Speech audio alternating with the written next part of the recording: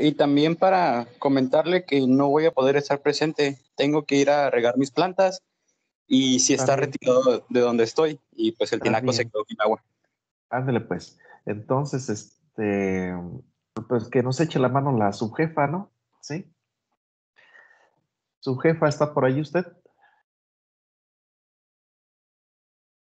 Todavía no llega. Bueno, pues entonces un voluntario que quiera echarnos la mano de repente para preguntarle si me está oyendo, si se entendió, cosas así. ¿Algún voluntario?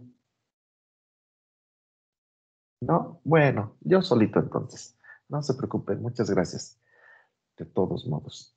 Bueno, pues entonces, jóvenes, les voy a compartir una presentación en la que nos habíamos quedado en la clase pasada.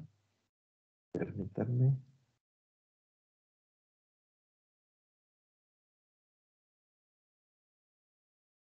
Bien, habíamos visto en la clase pasada algunos de los componentes que pueden formar parte de los sustratos.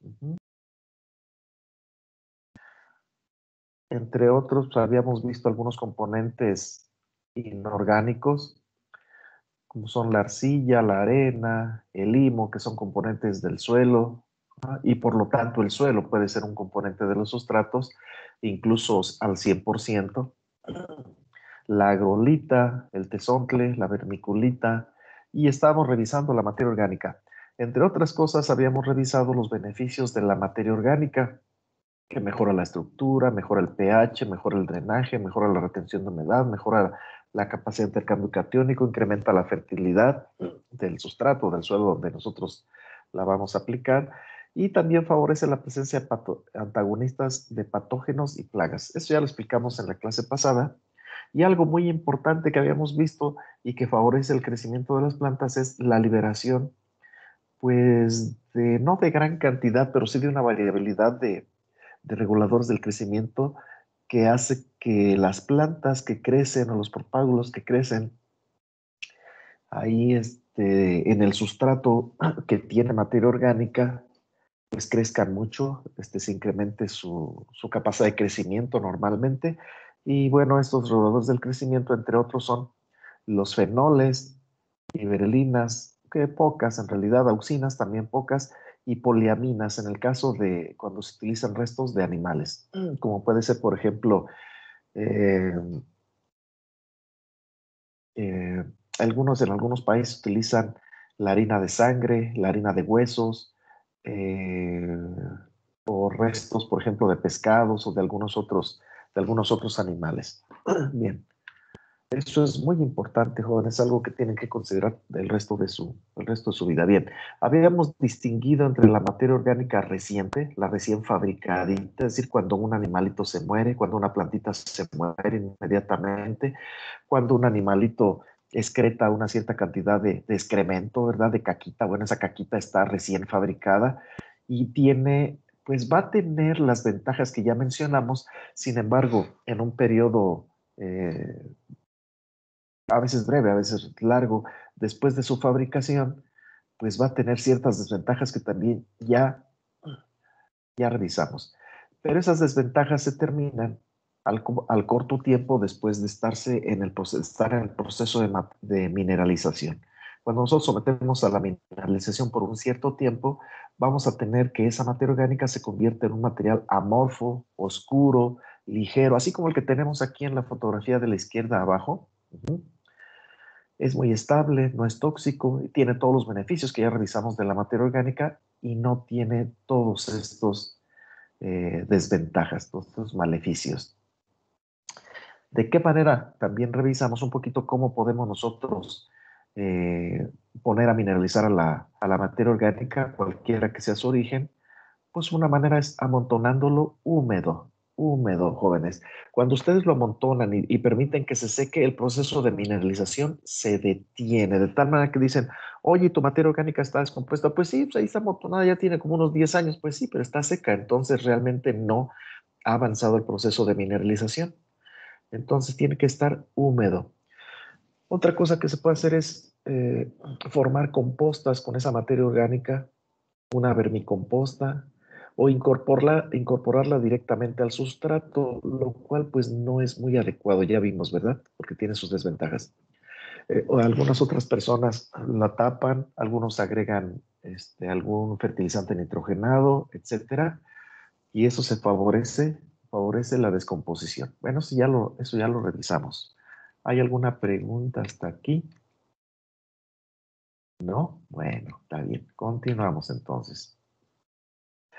Pues existe una amplísima diversidad de materiales que pueden ser considerados como materia orgánica que nosotros podemos utilizar. Miren, está por ejemplo el acerrín, que es producto de desecho normalmente de los aserraderos. Es ese material que está como granulado, porque son pedacitos muy pequeñitos de madera que resultan de aserrar pues, la madera. Ese nos puede servir.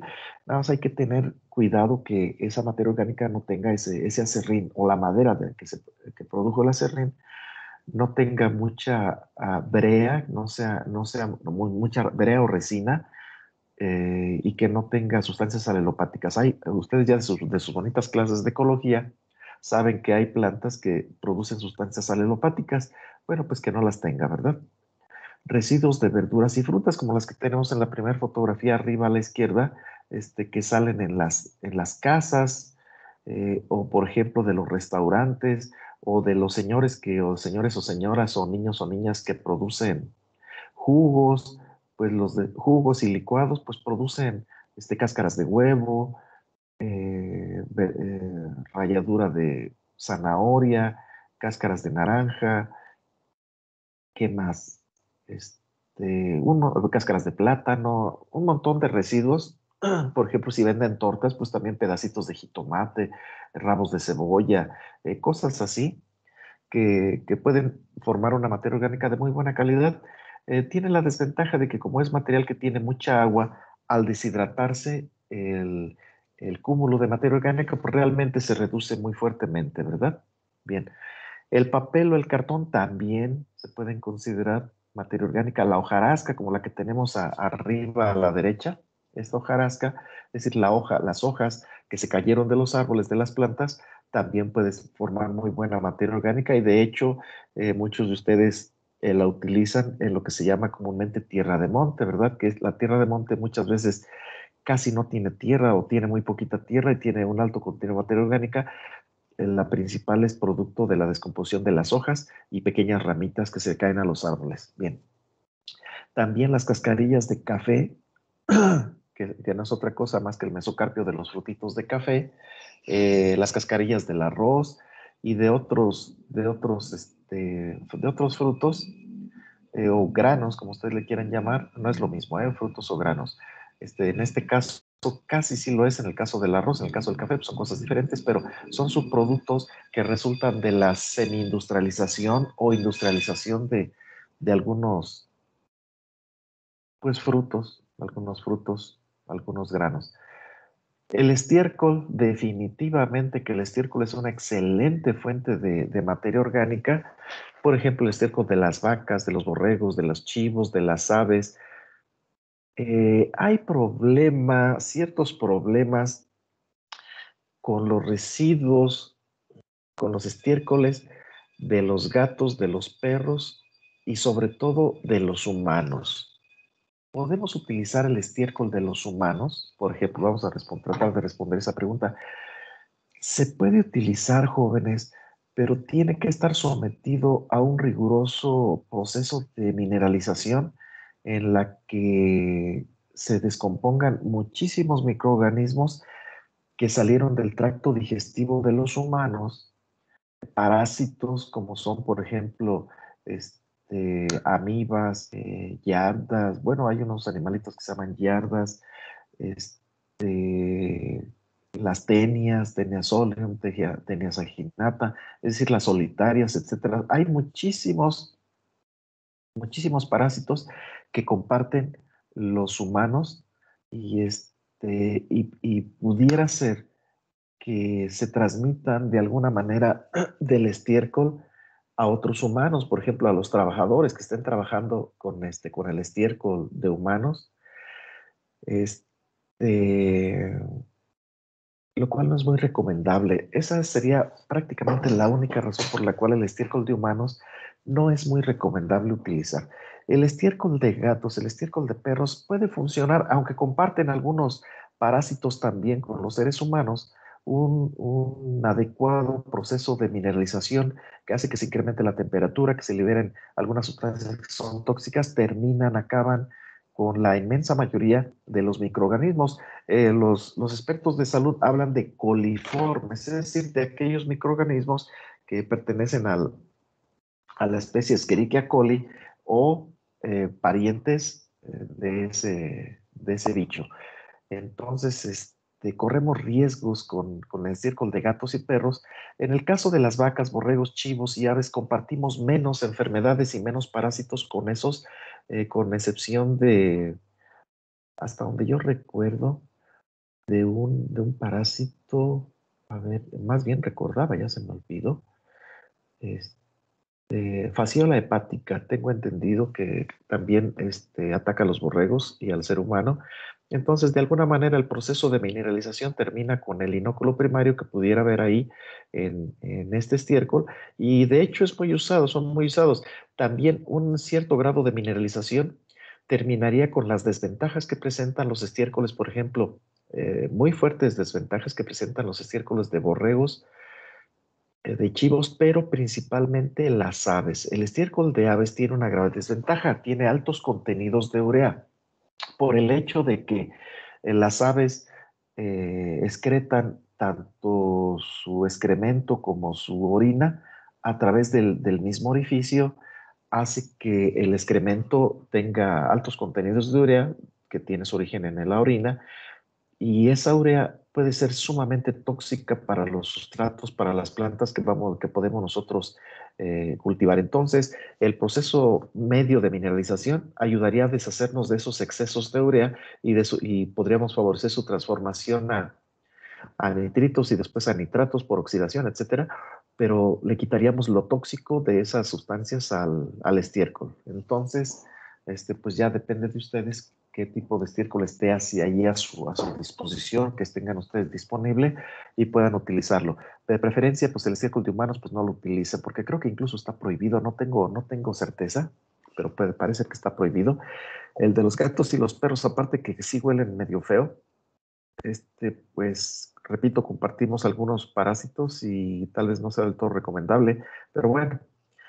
Otra cosa que podemos nosotros utilizar son los residuos de cocina, que más o menos ya describí cuando decíamos residuos de verduras y frutas. Bueno, residuos de frutas y verduras, las encontramos, por ejemplo, en los mercados, cuando tiran los verduleros, los fruteros, tiran la fruta que ya no les sirve. Bueno, esa nos puede servir. En los residuos de cocina, pues nada más le decimos a nuestra santa y abnegada madre: oye madre, mira, todos los artículos producto de la industrialización, échalos aquí. Es decir, por ejemplo, los envases, las latas vacías, los envases de leche, los envases de lo que sea, échalos aquí. Y todo aquello que sea de origen natural, como las frutas, verduras, restos de cáscaras de huevo, etcétera, échalos acá. Y eso los pueden utilizar ustedes perfectamente bien y es una excelente materia orgánica.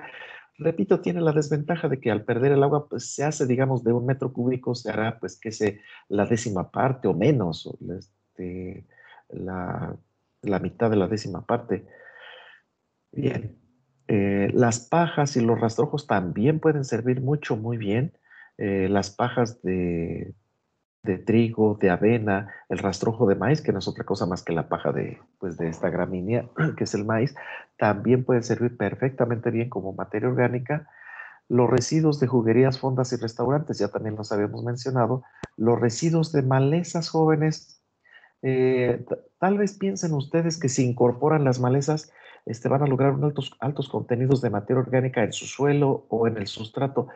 La verdad es que no, es muy poquito porque las malezas tienen mucha agua y al deshidratarse las malezas, realmente nos vamos a dar cuenta que el contenido de biomasa es mucho, muy poquito. Y si a eso sumamos que si sometemos a un proceso de mineralización relativamente ligero, los microorganismos van a disminuir todavía el contenido de biomasa, pues entonces nos queda muy poquito, pero bueno, nos puede servir. Nos ayuda más, pues sí son residuos y al fin de cuentas es materia orgánica la que producen las malezas cuando están creciendo. Muchas raíces se mueren por muy diferentes razones, por muchas razones, muchas hojas se caen, entonces nos convienen más las malezas cuando están vivas, producen mucha materia orgánica. De hecho, ustedes saben que en un suelo cubierto por vegetales, el contenido de materia orgánica en el suelo es relativamente alto. Bien, entonces nos conviene más las malezas vivas, si es que tenemos con qué alimentarlas. Ya platicarán ustedes de eso en fruticultura general. Residuos industriales mineralizables rápidamente de origen animal o de origen vegetal, ¿como qué? Como los residuos de la extracción del aceite de la canola, del girasol, de la higuerilla, de muchas cosas, por ejemplo, de la caña de azúcar, de la extracción de los azúcares de la caña de azúcar, el gabazo, ¿cómo se dice? Gabazo, bagazo, creo que es bagazo, ¿sí? También en algunos lugares puede ser muy abundante y lo tiene usted a su disposición. También puede servir muy bien.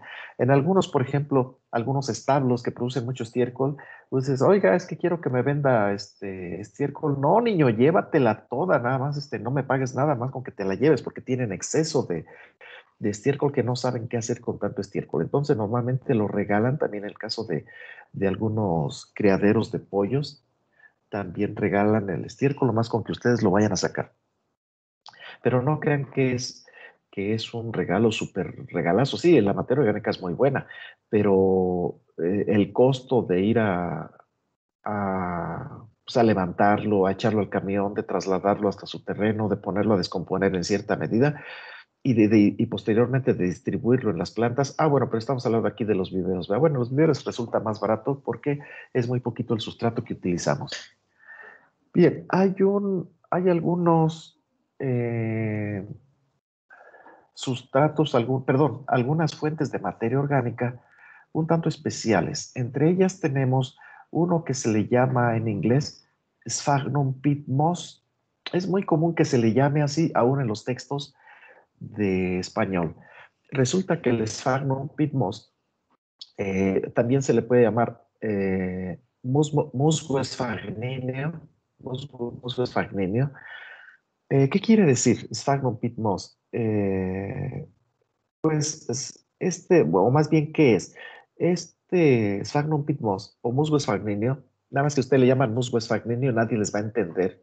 Si le llaman Sphagnum peat moss, tampoco nadie les va a entender. Nada más con que le llamen peat moss. Peat moss, así se le llama comúnmente, peat moss. ¿Qué cosa es el peat moss? El peat moss es una materia orgánica que se produce eh, como producto, como producto de la muerte de plantas de musgo, plantas inferiores de musgo del género Sphagnum, que crecen en pantanos del sureste de Canadá y del noreste de Estados Unidos. Estados Unidos tiene muchísimos pantanos en los que crece este musgo y no encontraban un uso hasta que decidieron algunas empresas ya desde hace muchos años extraerlo, prepararlo. Ahorita voy a decir qué significa prepararlo, envasarlo. Por ejemplo, vean ustedes este envase, qué bonito, ¿verdad? Este envase no es pequeño. Mide, digamos, aquí dice 3 pies cúbicos. 3 pies cúbicos son alrededor de, ¿cuánto? 3 por 3 son, cúbicos son 30 por 30 por 30. 30 por 30 son 0.09 por 30, 0.027. 0.027, pues es como un metro cúbico, 3 pies cúbicos, es un metro cúbico. 0.027. No, es la décima parte de un metro cúbico, pero además tiene mucho aire. Por eso, cuando lo venden así envasado aquí en estas bolsas grandotas, grandotas, también hay bolsas pequeñas, pero normalmente los viveristas lo compran en bolsas grandes, muy grandes, que son relativamente ligeras, pues porque tiene mucho aire, ¿verdad?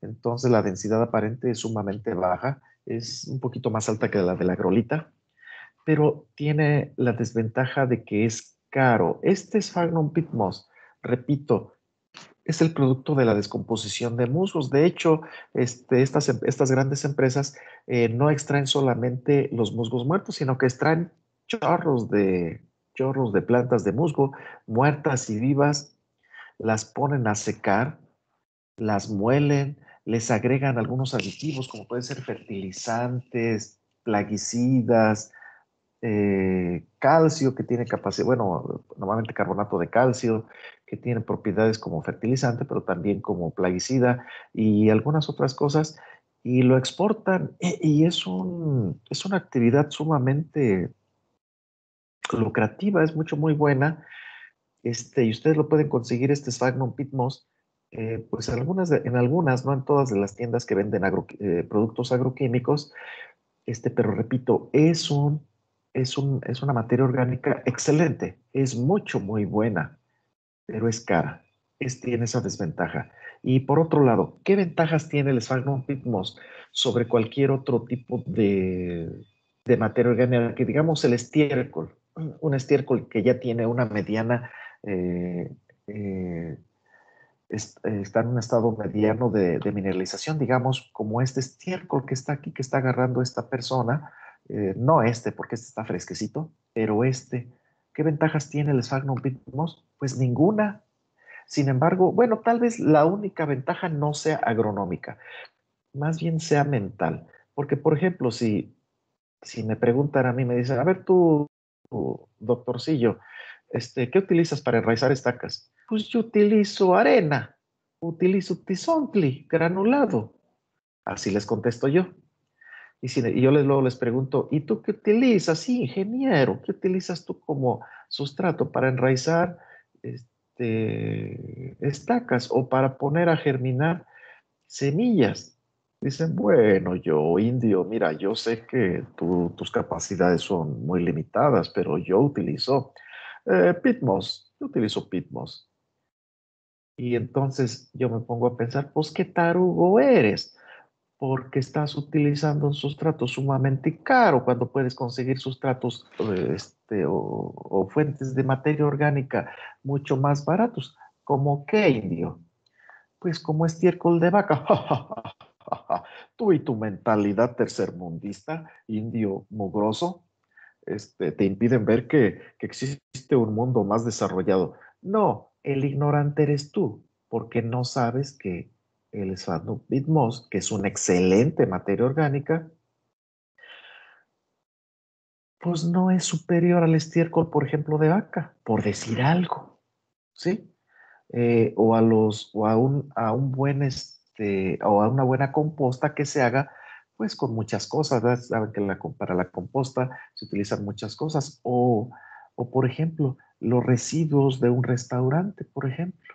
Claro, tienen mucha agua, vamos a tener que deshidratarlos, pero por lo demás, su amplia diversidad de sus componentes, los residuos de un restaurante, pues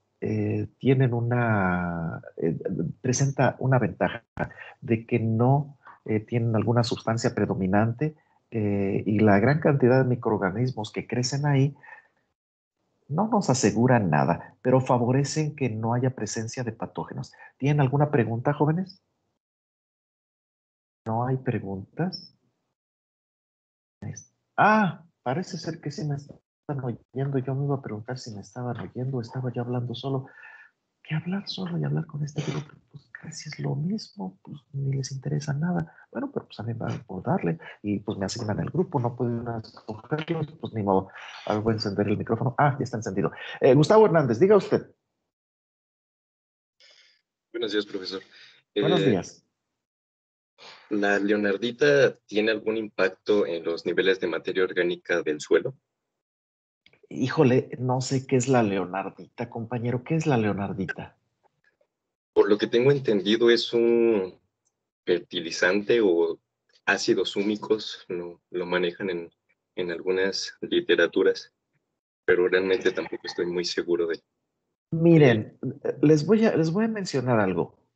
La materia orgánica, en el proceso de mineralización, en el proceso de descomposición, efectivamente produce Y yo he tratado de buscar y sí he encontrado lo que son los ácidos húmicos y tengo entendido que son ácidos orgánicos. A ver, permítanme ustedes, voy a ver si lo encuentro.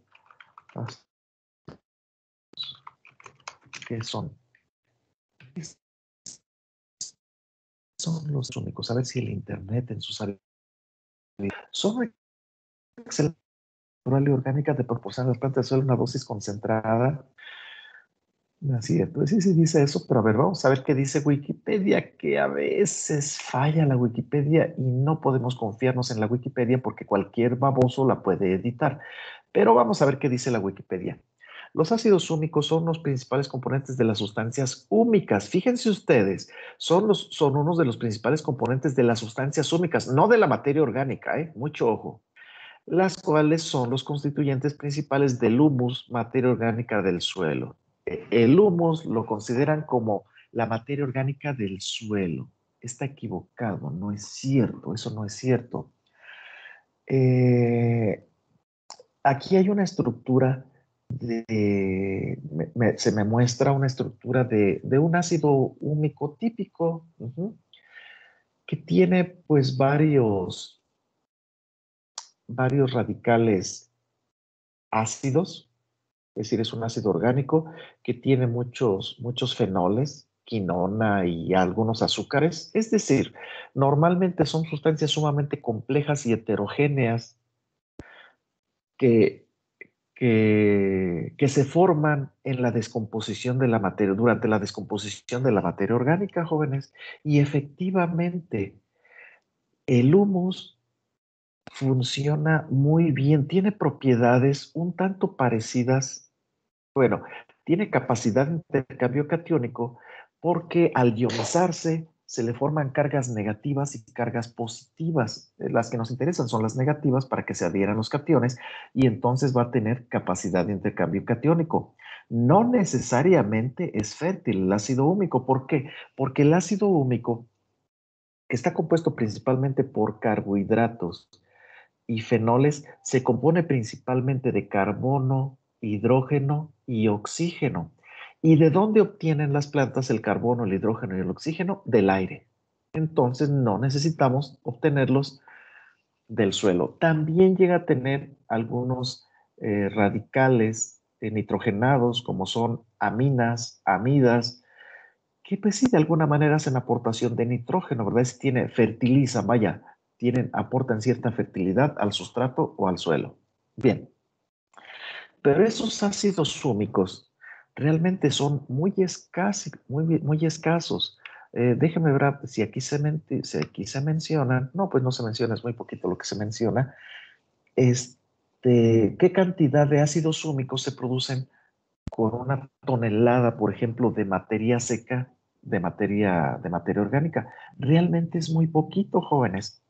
Entonces, cuando a ustedes les venden una bolsa de ácidos húmicos y a veces ácidos fúlvicos y se los pueden vender tanto sólidos como líquidos, no les están vendiendo ácidos húmicos por una simple y sencilla razón.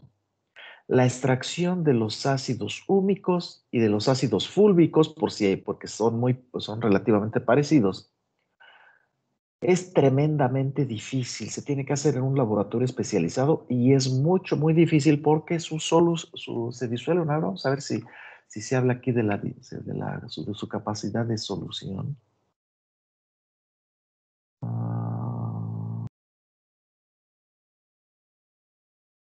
Sí, se tienen que extraer mediante solventes ácidos o alcalinos. Al menos aquí mencionan algo de eso. Yo no conozco, no sé con certeza cómo se hace, pero tengo entendido que es muy difícil.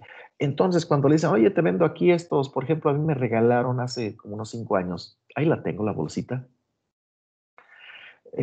una bolsita muy bonita con ácidos húmicos. El que me lo regaló es un viejo conocido. Y le digo, oye, ¿y cómo le hacen para extraer los ácidos húmicos? No, pues nada más ponemos materia orgánica a descomponer y esos son los ácidos húmicos. Mentira, esos no son los ácidos húmicos.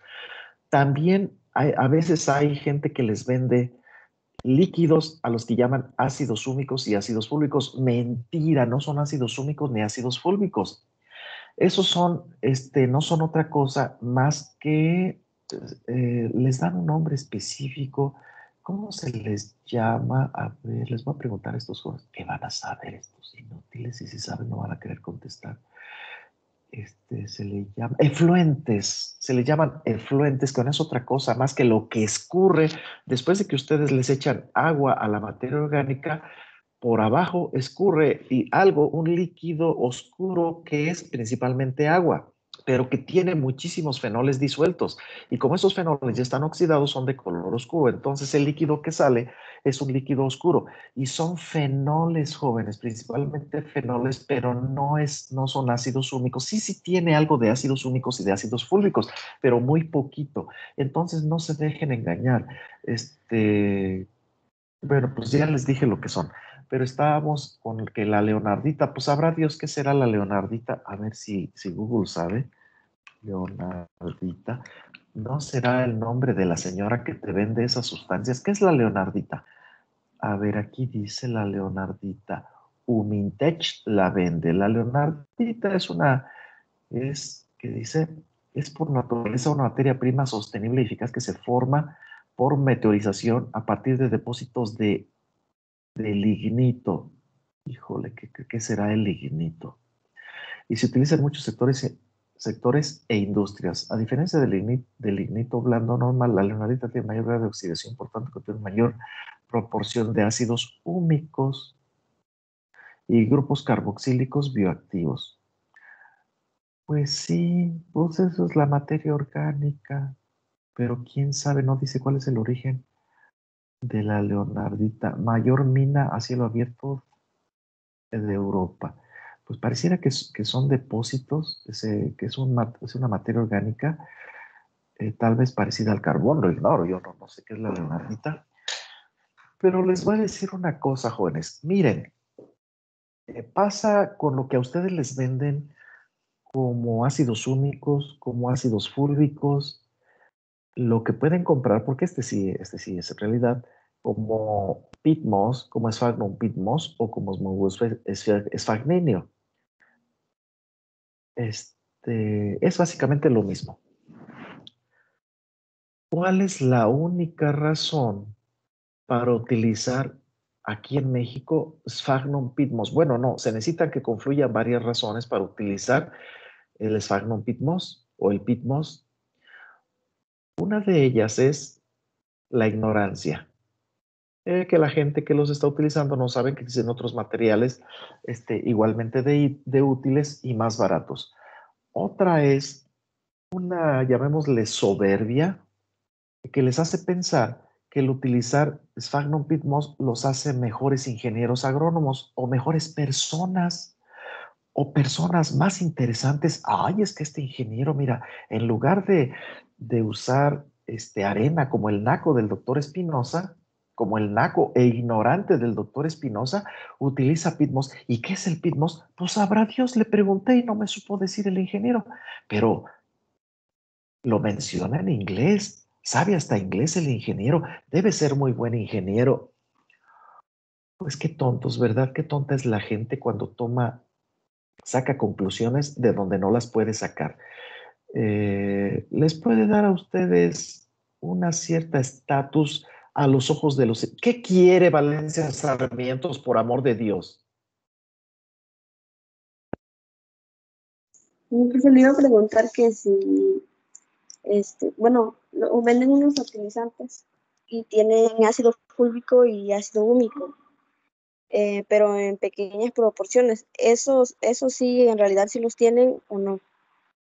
Sí, compañera, para eso me interrumpió mi bonita plática, mi simpática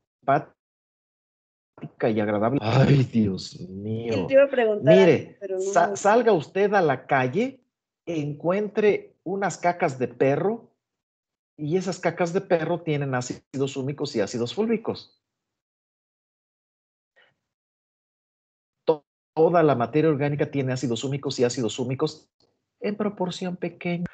Entonces, esa materia orgánica que le están vendiendo a usted no es particularmente especial. Imagínese usted que yo le dijera que esta materia orgánica que le estoy ofreciendo es especialmente buena y tiene propiedades bioactivas. Fíjese usted el lenguaje que utilizo, bioactivo, porque en su interior se presentan núcleos atómicos con de mediano peso. No son ligeros, no son pesados, sino que son de mediano peso y permiten que capas de energía alrededor de ellos se muevan rapidísimamente y eso activa el metabolismo de las plantas que está usted cultivando. Al final de cuentas, no le dije otra cosa más que le di una mala descripción de lo que es un átomo, compañera. Pero ve usted que quedó impresionada usted con esas palabras que le dije. ¿Se impresionó o no se impresionó, compañera Valencia Sarmientos? Pues, sí.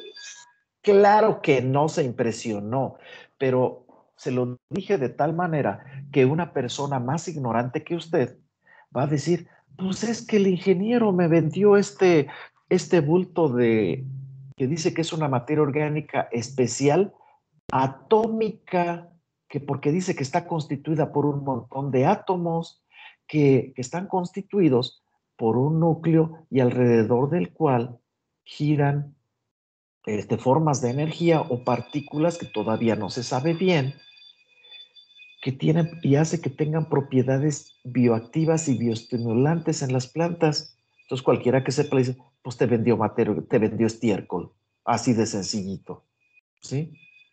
Entonces, no se dejen engañar. Si ustedes se dejan engañar, es porque se han entregado a la estupidez. Déjenme aclararles una cosa. Cuando hablo de estúpidos o de estupidez, no estoy insultando a nadie. La estupidez, la imbecilidad son características que la ley reconoce y que equipara como a baja capacidad intelectual. ¿Qué es la capacidad intelectual? La capacidad para analizar, para sintetizar, para llegar a conclusiones, para utilizar la información, sobre todo en la solución de problemas, ¿verdad? Entonces, una persona estúpida, una persona imbécil, es una persona que tiene una baja capacidad intelectual y no encuentra fácilmente solución para sus problemas. Bien, bueno, después hablamos de las masas, pero bueno, es otro rollo. Y ustedes cuando se compran un teléfono celular que brilla mucho, están actuando de esa manera. Es decir, no están viendo cuál es su situación actual, que tal vez sus padres no tengan tanto dinero, que en lugar de utilizar ese teléfono, comprar ese teléfono celular, mejor cómprense una computadora que es más útil o compren, ¿sí? Pero cuando toman decisiones que no tienen ningún sustento, es estar actuando imbécilmente. No quiero decir que se les considere a ustedes como esto, no, ¿sí? Si les queda claro, entonces utilicen la inteligencia. Créanmelo, jóvenes, el utilizar la inteligencia produce frutos muy dulces. Entonces, utilicen la información, averigüen qué es la leonardita, averigüen qué es los ácidos húmicos, dónde están los ácidos húmicos, los ácidos fúlvicos, en qué concentraciones están, y vean si lo que les vende realmente representa una oportunidad que les vaya a servir a ustedes o que no los estén engañando sin decirles mentiras. Porque habemos personas que somos sumamente hábiles para engañar a las personas sin decirles mentiras. Les decimos verdades, pero se las presentamos de tal manera que piensan que es algo especial, ¿no? Yo soy bastante hábil en eso. Normalmente no lo utilizo en mi provecho. Normalmente no, nunca lo utilizo en mi provecho para engañar a la gente, pero soy muy bueno para eso. Bueno, engañar a las mujeres es engañar a la gente. Las mujeres son gentes, sí son gentes, son personas. No, pues entonces sí lo utilizo en mi provecho, pero es con provechos bastante específicos. Ya después les platicaré. Pero no se dejen engañar ustedes, porque les pueden vender así como cosas, ¡ay, milagrosas! ¿Han visto los productos milagro en la televisión que le dicen, con esta faja usted va a reducir 15 kilos en 2 semanas garantizados? Y si no lo reduce, devuélvanos el material y le regresamos su dinero. Ellos piensan de esta manera. Estas personas que no han podido bajar 15 kilogramos por su propia cuenta son tan perezosos y tienen una capacidad intelectual y una fuerza de voluntad tan baja que si la faja no les funciona, les va a dar pereza ir a colocarla en el correo o ir a devolverla.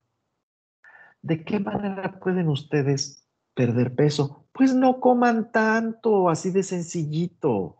O por ejemplo, esos calzones que les venden a ustedes para que sus nalgas aparezcan más apetitosas.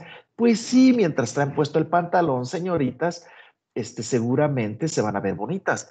Pero una vez que se encueran y que su novio las ve, que no tienen nalgas, pues se van a desencantar, o sea, de todos se las tienen que enseñar, ¿no? O dicen, oye, pues quítate el pantalón para hacer el amor. No, no me lo quiero quitar.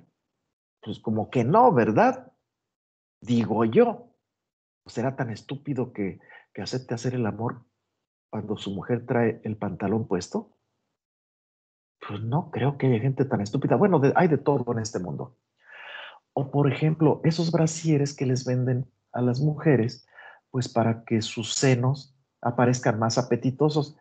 Bueno, está bien si se quieren ver mientras están vestidas y eso les sirve, pues adelante. Pero al final de cuentas, el sujeto que tratan ustedes de engatusar les va a pedir que se los quiten. Y una vez que se lo quiten, pues van a decir, híjole, pues es que sí, al final de cuentas no estaba tan sabrosa esta niña como se anunciaba. Es una engañadora.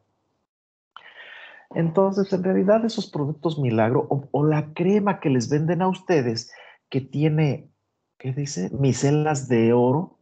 Híjole, micelas de oro, de veras. El Cicatricure Gold tiene micelas de oro para eliminar las arruguitas de la cara. ¿De veras se creen esa babosada, señoritas?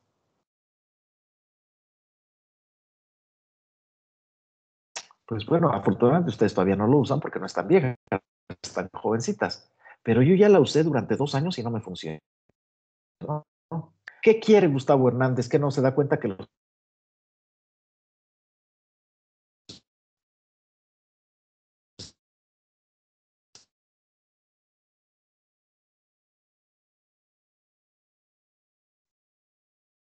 Pues parece ser que no, ¿verdad? ¿Será que ya se enojaron porque les estoy regañando mucho? Ay, pues no sé. Entonces, pues ya no sé si me están oyendo o no me están oyendo. Vamos a suponer que sí, pues yo sigo con mi bonito curso, ¿verdad? Independientemente de lo que pase. Bueno, entonces, este Sphagnum Pit Moss es fácilmente sustituible por otros. Ah, bueno, de una vez les doy aquí les digo aquí cuál es la apariencia. Miren, este es el Sphagnum Pit Moss claro. Ya está secado, molido. Los venden con diferentes grados de molienda. Entonces, algunos forman partículas grandes, depende para los usos que los quieran ustedes, o partículas pequeñas, o una mezcla de grandes con pequeñas, etcétera, etcétera, etcétera. Pero el Sphagnum Pit Moss es caro. Es excelente, no se confundan. El Sphagnum Pit Moss sí es muy bueno, pero tiene la desventaja de que es muy caro. A ver si hay manos levantadas. Gustavo antes no quiere participar. Bueno, entonces continuamos. Ya una vez que revisamos algunos de los potenciales componentes de los sustratos, vamos a ver cómo podemos preparar los sustratos nosotros. ¿Qué tenemos que hacer? ¿Qué consideraciones tenemos que hacer? ¿O qué secuencia tenemos nosotros que seguir? ¿Qué procedimiento tenemos nosotros que seguir para preparar un sustrato? Bien, cuando ustedes pretendan conseguirse una mujer o conseguirse un hombre, por favor, pónganse a pensar. Lo primero que tienen ustedes que definir es para qué lo quieren o para qué la quieren, ¿sí? Si la quieren, y discúlpenme los términos así medios crudos, nada más para un acostón, pues ya sabrán ustedes qué características le quieren poner. Si se ponen muy exigentes, que sea alto, que esté guapote, que se vista bien, que hable inglés, que gane mucho dinero, pero pues para una costón, pues aunque sea pobre, ¿verdad? Pues no hay problema. O incluso aunque esté feo, ya si andan muy urgidas, dicen, pues aunque ese borrachito que está ahí en la esquina, pues aunque está medio feo y está todo cochinito, pero ahorita mi urgencia me obliga a decirle a él, así es que vente, criatura, ¿a dónde me llevas? Tú vente, no te va a pasar nada, total, bien. O la mujer que están buscando, ¿para qué la quieren? ¿La quieren para hacer proyectos a largo plazo, como por ejemplo tener unos hijos? Pues ¿cómo quieren ustedes a sus hijos? ¿Los quieren altos? ¿Los quieren chaparros? ¿Los quieren morenitos? ¿Los quieren güeritos? ¿Los quieren inteligentes? Búsquense una mujer inteligente. ¿Quieren que esa mujer los mantenga? Búsquense una mujer o que sea rica, perdón, que tenga dinero o que sea muy trabajadora, no sean tontos. ¿Sí? Yo lo anduve buscando y nunca me la pude encontrar. Me casé con unas pobres que eran hasta medias perezosas y pues ni modo, tuve que trabajar, pero ni modo. ¿Quieren esa mujer para que funcione como sirvienta en la casa? Pues entonces verifiquen que sepa hacer de comer, que sepa barrer, trapear, limpiar la casa, cambiar los pañales, etcétera, etcétera. ¿La quieren para que sea una mujer con quien platicar de cosas intelectuales? Estoy bromeando, ¿no?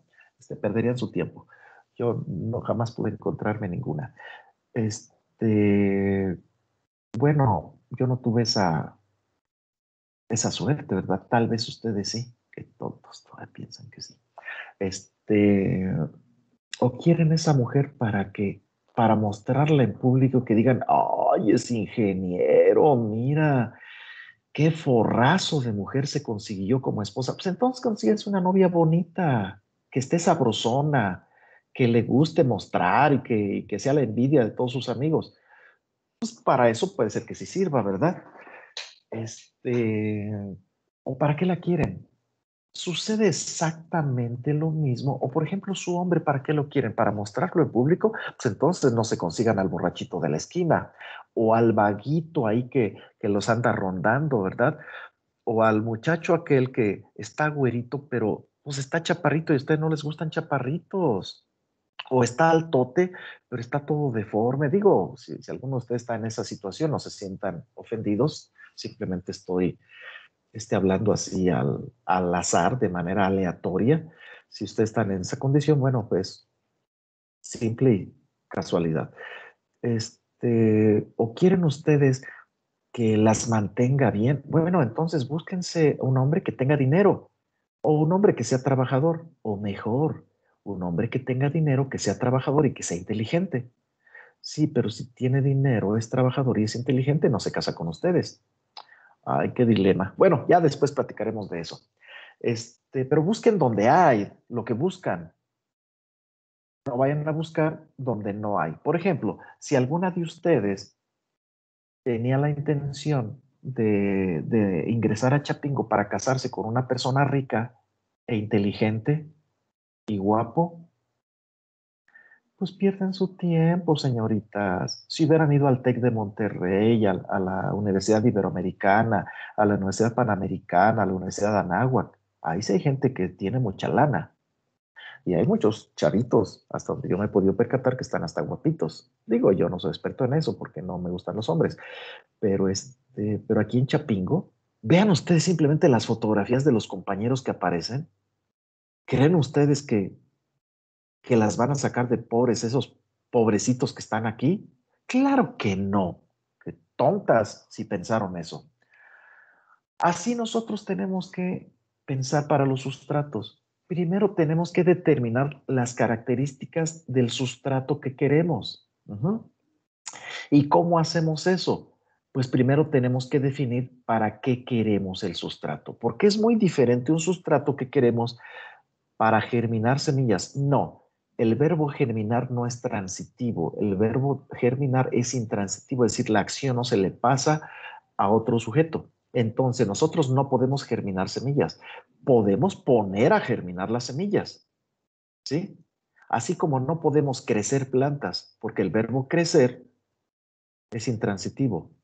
Entonces, las que crecen son las plantas. Nosotros no las crecemos. Bien, una vez después de esta bonita clase de gramática, tenemos que definir para qué queremos, porque un sustrato que nos puede servir para poner a germinar semillas o que puede sostener la germinación de unas semillas, tiene características muy diferentes a un sustrato que podemos utilizar nosotros para enraizar estacas o para enraizar acodos o para la micropropagación, aunque aquí no vamos a incluir los sustratos que se utilizan en micropropagación o que se pueden utilizar en el acodado de cepa o en el acodado aéreo o que vamos a utilizar en la injertación.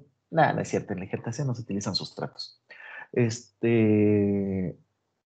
O, por ejemplo, son muy diferentes los sustratos que se utilizan para poner a germinar semillas de aguacate que el sustrato que vamos a utilizar para poner a germinar semillas ¿de qué? De violeta africana, por ejemplo. ¿Sí? Son muy diferentes. Entonces, primero tenemos que saber qué características debe tener ese sustrato con base en el uso que le vamos a dar. Después, una vez que ya sabemos qué características necesitamos en ese sustrato, vamos a identificar a los potenciales componentes. Por ejemplo, si ustedes quieren muchachas morenas, váyanse a Haití o a la República Dominicana, ahí abundan las morenas. O si se van a Estados Unidos, váyanse al Bronx, ¿sí? Allí abundan las morenas. No creo que salgan vivos, pero allí abundan las morenas, ¿verdad? Ahora, quieren una muchacha rubia? Pues váyanse a Australia, váyanse a Inglaterra, váyanse a Dinamarca, o a Noruega, o a Suecia. ¿Quieren una muchacha con características latinas? Dicen que yo no sé cuáles sean, pero normalmente es una mujer latina, bastante voluptuosa. Pues quédense aquí en México, en todos lados hay ese tipo de mujeres, afortunadamente. Bien, entonces sepan dónde buscar, identifiquen los componentes y después elaboren una mezcla que se les ocurra a ustedes de manera, pues no aleatoria, pero sí tratando de ver que los componentes les den las características que ustedes desean. Como punto 4, ustedes tienen que verificar que efectivamente esa mezcla de componentes tiene las características que ustedes desean. Y si no es así, como punto 5, tienen que corregir. Vamos a poner algunos ejemplos. Por ejemplo, un ejemplo general. Ustedes piensan que necesitan un sustrato que no tenga muy buen drenaje. Debe tener un muy bajo drenaje el sustrato que ustedes necesitan. Entonces, ¿qué componentes nos dan un bajo drenaje? La arcilla, la agrolita, en cierta medida la agrolita también. ¿Y qué otra cosa? Pues son los dos componentes, pero yo utilizaría arcilla. Entonces recurriría a un suelo arcilloso, un suelo muy arcilloso, iría a donde hay suelos vertisoles, por ejemplo, en Guanajuato, en el Bajío, en Veracruz, por ejemplo, en Álamo, Veracruz. Allí hay abundancia de suelos arcillosos, muy arcillosos. Bien, pero también necesitan ustedes que sea de color claro. En Guanajuato los suelos arcillosos son de color oscuro, entonces en Guanajuato no. Entonces me voy a Álamo, Veracruz. Pero además necesitan ustedes que no tengan patógenos asociados con los cítricos. Bueno, pues ya la regué porque ya entonces en Álamo, Veracruz hay mucho fitóptora que ataca a los cítricos, entonces ese ya no y mucho la acidiplodia, entonces ya me quedé sin suelos. No, tendrán que buscarle en otro lado. ¿Alguien quiere decir algo? ¿No? Entonces les voy a desactivar sus bonitos micrófonos, ¿eh? Gracias de todos modos por compartir los bonitos ruidos allá de sus casas. Bien. Pero vamos a poner un ejemplo un tanto realista. Y aquí tenemos un ejemplo 1. Fíjense ustedes, resulta que yo necesito un sustrato para el enraizamiento de estacas o para el enraizamiento de acodos aéreos. ustedes todavía no saben de qué se trata. No es cierto, ya llevamos las prácticas, entonces ya saben ustedes lo que es el estacado, ya saben ustedes lo que es el acodado, ya saben ustedes lo que es el enraizamiento de acodos aéreos. Bien, ¿qué características deben tener esos sustratos? Debe tener un rápido drenaje. Hace ratito les dije que en el ejemplo anterior, que necesitaba un sustrato que tuviera un drenaje lento. Nunca van a necesitar eso, ¿eh? Siempre van a necesitar un rápido drenaje. Bien, esa es una característica. ¿Qué otra característica necesitan?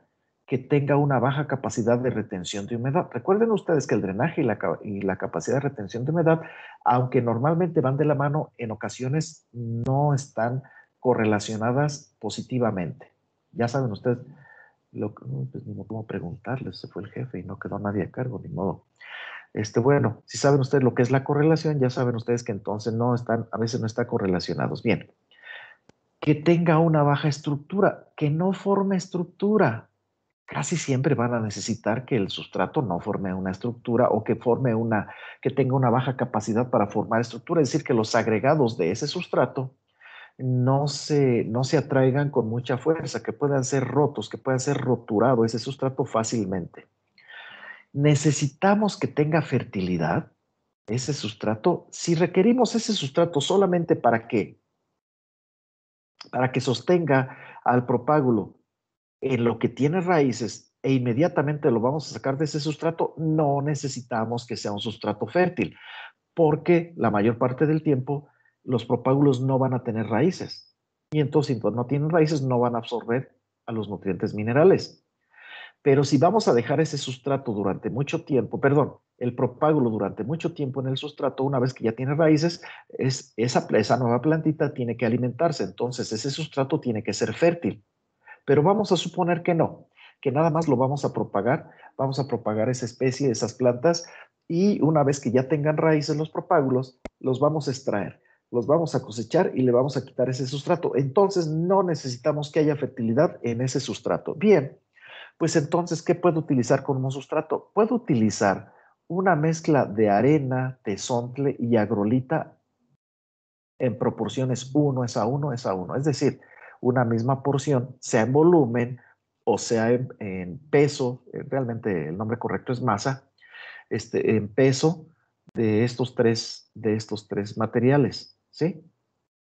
Puedo utilizar arena solamente, o puedo utilizar tezontle molido solamente, o puedo utilizar agrolita solamente, o puedo utilizar una mezcla de arena con tezontle, o de arena con agrolita, o de tezontle con agrolita, en partes iguales, ¿verdad? Y todas esas mezclas que les mencioné van a resultar en un sustrato que va a tener las características deseadas. Va a tener un rápido drenaje, va a tener una baja capacidad de retención de humedad, excepto cuando la agrolita ya está molida. Esa tiene una alta capacidad de retención de humedad. Mucho ojo, ¿eh? Ninguno de ellos va a desarrollar una estructura muy fuerte. ¿Sí? Son fácilmente roturables, podemos extraer posteriormente las plantas sin ningún problema y no tienen fertilidad, son prácticamente inertes. Entonces, pero no necesitamos la fertilidad. Entonces, estos componentes o la vermiculita, jóvenes, también pudiera ser. Oiga, profe, ¿y qué pasa si utilizamos un sustrato que sea fértil? Por ejemplo, utilizamos una mezcla de partes iguales de arena con limo. Recuerde usted, profesor, que el limo sí tiene una cierta capacidad de intercambio catiónico, tiene una cierta fertilidad. Pues la fertilidad no nos estorba. Lo pueden utilizar. O pueden utilizar materia orgánica también como un componente. No la necesitan y es más cara la materia orgánica, pero la pueden utilizar. No quiere decir que el hecho de que tenga características que no necesitamos nos puede traer necesariamente alguna desventaja o que nos veamos impedidos de utilizarla. Ah, gracias, profe. Para que vean ustedes que no los necesito a ustedes, jóvenes, para que participen. Yo solito hago mi show. Sin embargo, ¿tienen alguna pregunta? Adilene, ¿me está oyendo usted? Sí, profesor. ¿Y por qué no pregunta, Adilene? Porque no tengo dudas hasta ahorita. Ah, muy bien. Qué bárbara. Está bien. Bueno, pues continuamos. Vamos a ver otro bonito ejemplo. Y le llamo ejemplo 2. Imagínense ustedes que necesitan preparar un sustrato para la producción de plántulas, plántulas o plantas. No es lo mismo plántulas que plantas. Después vamos a aclarar qué cosas son, pero en este caso necesito yo plántulas. Bien, ¿qué características debe tener ese sustrato? Debe tener un rápido drenaje. Recuerden que el rápido drenaje siempre, su sustrato siempre lo debe tener. Debe tener una baja capacidad de retención de humedad. Siempre, siempre tiene que tener eso. Y tiene que tener una baja estructura. Siempre van a requerir eso. Siempre, en todos los casos. Bien, si no lo tienen, a veces no les estorba, pero a veces sí les estorba la estructura o una alta capacidad de retención de humedad les puede estorbar por la presencia de patógenos y un rápido drenaje les puede estorbar porque el agua se puede encharcar y puede causar fermentación de los propágulos, etc. y muerte del mismo, ¿no? Pero bueno, ahora necesito que el sustrato tenga fertilidad. Pues yo pienso que sí. Yo pienso que sí, el sustrato debe ser fértil. Es decir, en el sustrato debe haber nutrientes minerales que aprovisionen a las pequeñas plantulitas que se están formando durante el proceso de la germinación, pues de lo que se necesita para que las plantulitas crezcan, al menos en el aspecto mineral, ¿verdad? Bien, fíjense ustedes, les pregunto yo, jóvenes, ay, de veras que no se me quita la mala idea de preguntas a estos muchachos que no quieren participar, pero bueno, vamos a preguntarles a ver si quieren participar. Imagínense ustedes que yo preparo un sustrato y ese sustrato es 100% arena. Díganme ustedes, ¿es recomendable utilizarlo para la germinación de semillas de jitomate? A ver, Valencia Sarmientos, diga usted.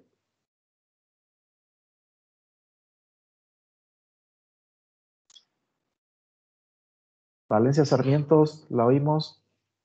Sí, Ay, sí Valencia, se puede. todavía no cambia con de su micrófono. A ver, díganos, conteste. ¿Lo usamos o no lo usamos? Sí, sí se puede A ver, usar. ¿y de dónde va a sacar los nutrientes? ¿La arena es muy fértil, compañera? Mm, no, pero sí,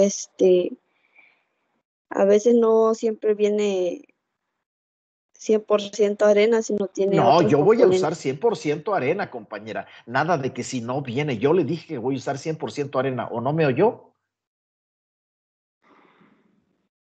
Es que está mala red aquí. No escuché bien, perdón. No se disculpe, compañera. La verdad no logra nada disculpándose. Desde inicio del curso yo le dije que se consiguiera un buen equipo. Pues tal vez usted no tenga dinero, ¿verdad? Pues ni modo, mala suerte. De todos modos, siga participando. Luis Fernando Carmen. Carmen. Ajá. Luis Fernando Carmen, diga usted. Yo digo que no, ¿Por qué, porque compañero? su capacidad de drenaje es muy alta, entonces no retiene la humedad. Sí, sí retiene suficiente humedad para que las plantitas no se deshidraten, compañero. Además, lo tienen a usted para que la riegue cada vez que se necesitan, ¿o no? Se supone que usted está manejando un vivero, porque estamos en propagación de plantas, y que usted les va a dar el agua que necesiten. Y si usted tiene que regarlas 2, 3 o 4 veces al día o 5 veces al día, pues las riega y se acabó, ¿o no? Bueno, y también opino que pues tiene pocos nutrientes para la planta. Y ahora le pregunto yo, ¿no le puede usted agregar los nutrientes al sustrato o al agua de riego? ¿Sí o no? Sí, Sí, compañero. Entonces usted puede poner a germinar semillas de jitomate en arena y nada más va a tener que agregarle disueltos en agua o en la solución del riego que haga, los nutrientes y se los agrega con poquita agua para que se queden ahí en el sustrato, ¿verdad? Pues yo digo, ¿no? Es una idea loca que yo tengo. Tal vez haya alguna experiencia en eso. Pues de hecho sí lo hay. ¿Han oído ustedes hablar de la hidroponía? Luis Fernando, ¿ha oído usted hablar de la hidroponía? Sí. A veces se utiliza hidroponía sin agua, aunque se supone que es un cultivo sin suelo, pero en realidad sí se utilizan en algunos casos, se utilizan sustratos. Por ejemplo, se cultiva jitomate en tezontle, prácticamente puro tezontle, y se le agregan en la solución, en el agua con la que se riega, se le agregan los nutrientes minerales que va a requerir esa plantita para vivir. Entonces no es descabellado, diría yo. Pero bueno, esa es una idea. Pero bueno, tenemos otra opción, una opción que aquí le llamo opción 1, que pudiera ser arena al 50%, suelo franco. ¿Qué es un suelo franco? Aquel que tiene proporciones más o menos similares de arena, arcilla y limo. Es decir, que no es muy arenosa, no es muy arcillosa, no es muy limosa, sino que es franco, así se le llama en términos generales. Tiene una textura franca. Pero además le voy a aplicar estiércol o una composta o Sphagnum peat-moss al 25%. Tanto la materia orgánica como el suelo franco pueden aprovisionar a mis plantitas de jitomate de nutrientes minerales. Ahora, si por alguna razón hay una baja cantidad de nutrientes minerales en ese sustrato que estoy preparando, pues puedo fertilizar ese sustrato. La fertilización es una práctica muy común. Le pueden ustedes agregar pregunta, ¿no? Bien. Ahora la opción 2. Puedo yo tener un sustrato que se constituye de arena al 33%, de suelo arcilloso al 33%, y una composta de residuos de la casa comunes y corrientes o de al 33%. Si le faltan nutrientes, se riego mediante fertilización. Así como si le falta agua, pues le echo agua, ¿verdad? Se llama riego, esa práctica cultural que sirve para agregarle agua al sustrato o al suelo a fin de que la planta se hidrate. ¿Tienen alguna pregunta? No. Ahora, ¿cómo puedo yo verificar? Déjenme ver. Vamos a ver este otro ejemplo. Por ejemplo, en este ejemplo 3, yo necesito sustrato para el enraizamiento de acodos de cepa. Necesito que tenga un rápido drenaje, que tenga una baja capacidad de humedad, que tenga una baja estructura, es decir, que no forme una estructura muy desarrollada. Bueno, pues entonces yo tengo que buscar un suelo arenoso que me sirva. Un suelo arenoso, recuerden ustedes que los acodos de cepa normalmente se hacen en el suelo. Puede ser que lo hagan ustedes en una cama fría o en una cama caliente, pero sería muy caro, ¿sí? Que lo hagan en una maceta también se puede hacer, pero resulta muy caro. Sí, resulta mucho más barato hacerlo en el suelo. Recuerden ustedes la técnica de acodado de cepa que revisamos, al menos que les pasé unos dibujitos y que por ahí debe estar. Entonces, un suelo arenoso es la respuesta. No necesitamos, bueno, sí necesitamos que haya nutrimentos para que la planta madre se nutra. El suelo arenoso puede tener los suficientes nutrimentos y si no los tiene, se los agregamos nosotros, no hay ningún problema. Por ser arenoso, tiene un rápido drenaje, tiene una baja capacidad de retención de humedad y no produce una alta estructura o una estructura muy desarrollada o una estructura muy fuerte o aglomerados muy fuertes, ¿sí? Porque es un suelo arenoso. ¿Sí quedó más o menos claro, jóvenes? ¿Tienen alguna pregunta en relación a esto? Oiga, profe, y los últimos puntos que son verificar las características de la mezcla. Es que eso es lo que les quería decir. Por ejemplo, ¿cómo verifican que un sustrato tiene rápido drenaje? Pues bien fácil, agarran una manguera, le echan agua, le echan agua y le echan agua, y si se encharca rápidamente, significa que no tiene un rápido drenaje, ¿verdad? Después lo dejan ustedes, dejan de echarle agua, y si pierde humedad relativamente rápido, significa que tiene una baja capacidad de retención de humedad. Ahora, dejan ustedes que después de mojarlo, de mojar ese sustrato, dejan ustedes que se seque. Y si les cuesta trabajo romper o, por ejemplo, incrustar la mano en el seno de ese sustrato, pues significa que generó una estructura muy desarrollada. Imagínense ustedes un suelo arcilloso que está muy mojado. Lo dejan ustedes que se seque, lo dejan 20 días secándose al sol. y después quieren ustedes romperlo utilizando sus manecitas, pues se las van a lastimar, porque ese suelo arcilloso forma estructura muy desarrollada. Es decir, el material que se forma o digamos, el cuerpo que forma ese suelo arcilloso es sumamente duro. Los suelos arcillo-arenosos también son sumamente duros, forman estructuras muy desarrolladas que son difíciles de roturar. Van a tener que utilizar una pala o una barreta para romper ese suelo. Entonces, de esa manera pueden ustedes percatarse si desarrolla mucha o poca estructura.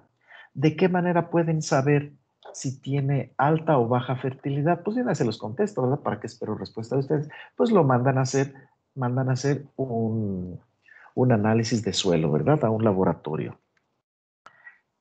A ver, ¿qué otra característica tendrían ustedes que valorar? Pues no, son básicamente esas características que les mencioné. Entonces hay manera de que ustedes valoren de manera subjetiva o de manera objetiva, es decir, dándole valores. Por ejemplo, el rápido drenaje se puede medir midiendo la velocidad a la cual una capa de agua o una lámina de agua, como ustedes le quieran llamar, profundiza en el sustrato o en el suelo. Y entonces van ustedes a determinar una característica que se llama infiltración básica, pero eso creo que ya lo saben, y además no tiene mucho al caso, eso ya lo saben hacer ustedes, entonces no voy a perder mucho tiempo en eso. O pueden ustedes simplemente agarrar una cierta cantidad de sustrato, la ponen en una red y le agregan agua y ven que tan rápidamente profundiza el agua y se escurre el agua a través del seno del cuerpo de ese sustrato sostenido por una red, que puede ser un material textil o puede ser una red, una malla, de lo que ustedes quieran, más con que no se vaya al sustrato, ¿verdad? ¿Tienen alguna pregunta de alguna manera, jóvenes?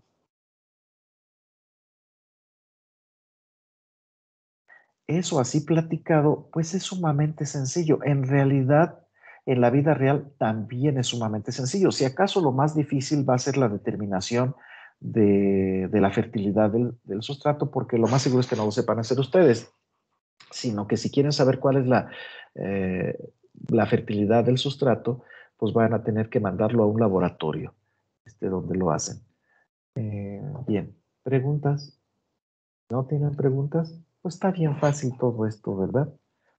Continuamos. Bien, pasamos al tema de la desinfestación de sustratos. Ustedes ya saben cómo preparar el sustrato que les puede servir para producir plantitas de jitomate a partir de semilla o producir plantitas de manzano a partir de acodados de cepa o producir plantas de mango a partir de acodados aéreos o producir plantitas de nochebuena o de crisantemo o de clavel o de rosal a partir de estacas, lo que ustedes llaman comúnmente esquejes.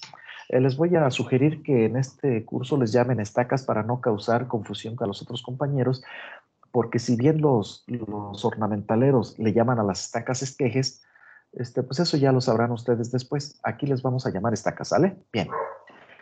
Pues resulta, jóvenes, que en ocasiones los sustratos que ustedes han decidido utilizar puede tener inóculos de hongos y de bacterias fitopatógenos que les pueden causar enfermedades, como vemos aquí, a esta plantita, a esta otra plantita, a estas plantitas que están acá, a estas otras plantitas que ya, por cierto, ya se murieron, que les pueden causar la muerte o que les pueden causar trastornos muy fuertes. Por ejemplo, aquí tenemos esta plantita que está atacada en su base pues por unos patógenos y que lo más seguro es que le causen la muerte a estas plantitas que están en la fotografía arriba a la izquierda. Bien.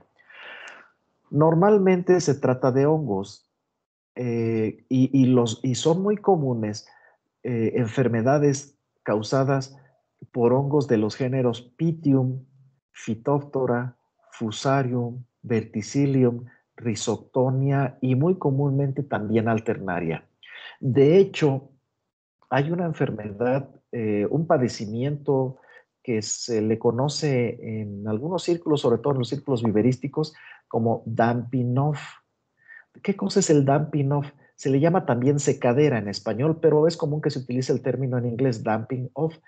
Es la secadera, es cuando la planta tiene estas características que se empieza a morir, se empieza a mostrar marchitez, las hojas se caen, o sea, se decaen, es decir, no están firmes, sostenidas hacia arriba, sino que están sostenidas hacia abajo por una flacidez causada por falta de agua y falta de nutrientes y falta de citosininas. Y esa falta de citosininas, agua y nutrientes está causada por enfermedades, por patógenos que se encuentran aquí en la raíz, que atacan a la raíz y que impiden que se desarrollen las raíces con crecimiento primario. Ya después ustedes sabrán cuáles son esas raíces y que producen citosininas. Entonces esas raíces son las encargadas de absorber agua, nutrientes y la producción de citosininas. Y como hay muy poquitas raíces o prácticamente no hay, la planta adquiere estas características. Repito, se le llama secadera o damping off. ¿Y quiénes lo causan? Pues lo puede causar uno o varios de estos patógenos. De hecho, se le dice que es el complejo de damping, ¿no? Porque normalmente esa enfermedad está causada por varios patógenos, que son normalmente de estos géneros. Sin embargo, también pueden presentarse algunas bacterias. Y las más comunes, las bacterias más comunes que se presentan en los viveros y que atacan a las plantitas, y puede ser en los tallos, pueden ser en las raíces, pueden ser en las hojas. Ven ustedes que aquí tenemos unos ataques de fitopatógenos aquí en esta hoja que puede deberse a bacterias, pero los ataques que tenemos aquí en las partes bajas de estas estacas, es decir, estas necrosis aquí en la base de las estacas, normalmente es por hongos y normalmente es por Phytophthora, Pythium y Fusarium. Alternaria también de repente se presenta, pero los más comunes son Phytophthora, Pythium y Fusarium. Bien. Pero repito, también puede haber bacterias como Erwinia amylobora, Erwinia carotobora, y hay otras especies, pseudomonas, y existen muchas especies de pseudomonas, entre otras pseudomonas syringe, que es de las más comunes, xanthomonas también, es otro género de bacterias que puede atacar a las plantas, pero en general el ataque por las bacterias es menos frecuente que el ataque por los hongos. Y créanmelo, jóvenes, que es muy común que las plantas se mueran, aunque utilicemos nosotros fungicidas. Bien, debemos considerar que estos hongos y estas bacterias siempre van a estar en el sustrato. Pueden estar en altas poblaciones o pueden estar en bajas poblaciones. ¿Qué significa? Que el número de individuos o la densidad de individuos, que son diferentes, son características diferentes, sean altas o sean bajos. Cuando las poblaciones de estos hongos, de estas bacterias son altas, es decir, que tenemos poblaciones muy abundantes, se producen infecciones a los propágulos y las plantas. Oiga, profe, cuando las poblaciones son bajas, ¿no se producen esas infecciones? A veces sí y a veces no. Y cuando las poblaciones son muy bajas, no se producen las infecciones o son insignificantes. Entonces, nosotros debemos verificar o deseamos al menos que las poblaciones de estos patógenos sean bajas, que no tengamos poblaciones muy altas, muy densas, ni muy abundantes de estos patógenos. Y para eso entonces, si tenemos el sustrato y sabemos que el sustrato tiene muchos de estos patógenos, mucho inóculo primario de estos patógenos, queremos reducir esas poblaciones. Y entonces nosotros podemos darle ciertos tratamientos a ese sustrato para que se disminuyan las poblaciones de esos sustratos. Y entonces es cuando se viene aquí el problema de saber de qué estamos hablando. Pero las 11:54 y faltan aproximadamente unos 10 segundos. A ver, déjenme ver. 9, 8, 7, 6, 5, 4, 3, 2, 1, 0. No, faltan más. 10. Ya estuvo. Ya son las 11:55 y acordamos que la clase se termina a las 11:55. Doy, siendo las 11:55 con 0 segundos del bonito día 14 de octubre del 2021, doy por terminada la clase del día de hoy. Entonces, jóvenes, Luis Fernando, Carmen,